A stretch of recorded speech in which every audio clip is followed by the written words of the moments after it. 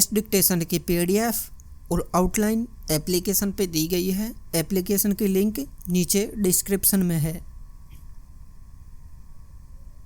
70 शब्द प्रति minute dictation start होगा 10 सेकेंड बाद।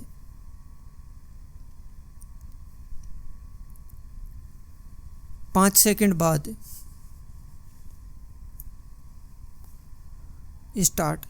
विषय भूमि को पंचायत घर के रूप में निर्दिष्ट किया गया था, हालांकि बाद में इसे आवासीय उपयोग के लिए फिर से निर्दिष्ट कर दिया गया।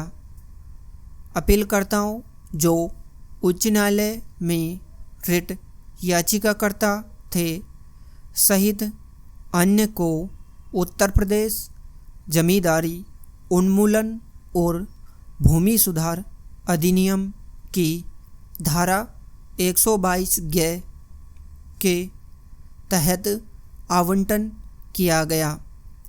आवंटन को रद्द करने की कार्यवाही लेखपाल की रिपोर्ट के आधार पर शुरू की गई थी, जो निर्विवाद रूप से आवंटन की तारीख से 13 साल के बाद की गई थी, जो कि उपरोक्त अधिनियम के तहत कार्यवाही शुरू करने के लिए कोई परिसीमा निर्धारित नहीं है।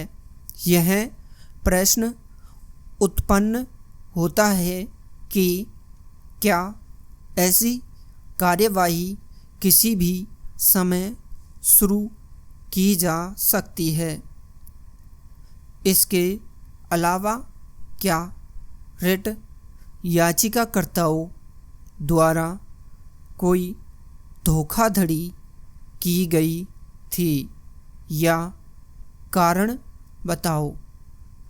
नोटिस के तहत उन्हें जिम्मेदार ठहराया गया था।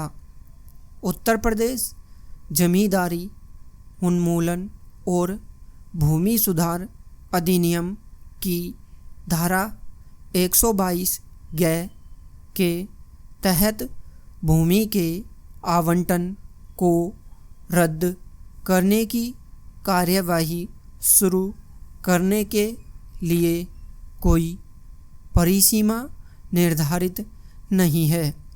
कलेक्टर द्वारा स्वप्रेरणा शक्ति का प्रयोग क्या किसी भी समय किया जा सकता है या ऐसी शक्ति का प्रयोग उचित समय के भीतर किया जाना चाहिए?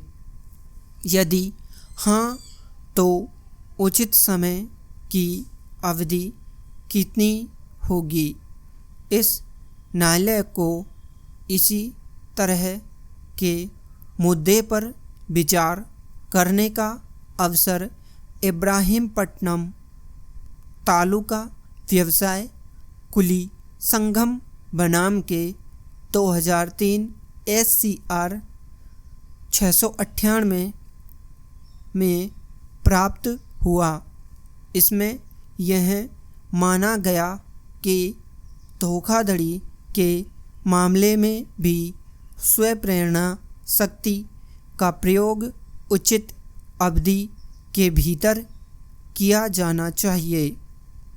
साथ ही धोखाधड़ी का पता चलने की तारीख से उचित समय के भीतर कार्यवाही शुरू की जानी चाहिए। यह प्रत्येक मामले के तथ्य और परिस्थितियों पर निर्भर करता है। इसके अलावा आंध्र प्रदेश अधिनियम की धारा 50 की उपधारा 4 में कलेक्टर किसी भी समय स्वप्रेरणा से कर सकता है। अभिव्यक्ति का उपयोग किया गया है जबकि ऐसी अभिव्यक्ति उत्तर प्रदेश जमींदारी उन्मूलन और भूमि सुधार अधिनियम की धारा 122 की उपधारा 6 में अनुपस्थित है।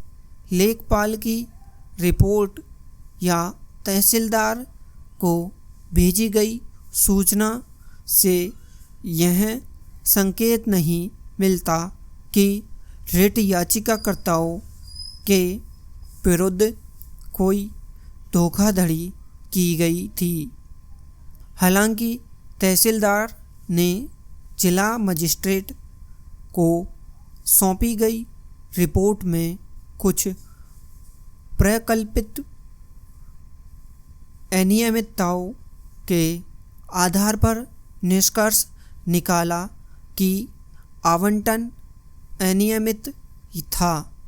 तहसीलदार ने यह भी उल्लेख किया कि आवंटन की मंजूरी उपजिला मजिस्ट्रेट के जाली हस्ताक्षर के आधार पर दी गई थी, लेकिन उपजिला मजिस्ट्रेट के जाली हस्ताक्षर किए जाने के इस निष्कर्ष के आधार का कोई उल्लेख रिपोर्ट में नहीं था। धन्यवाद। इस डिक्टेशन की PDF और आउटलाइन आपको एप्लीकेशन पर मिलेगी। एप्लीकेशन की लिंक नीचे डिस्क्रिप्शन में दी गई है। धन्यवाद।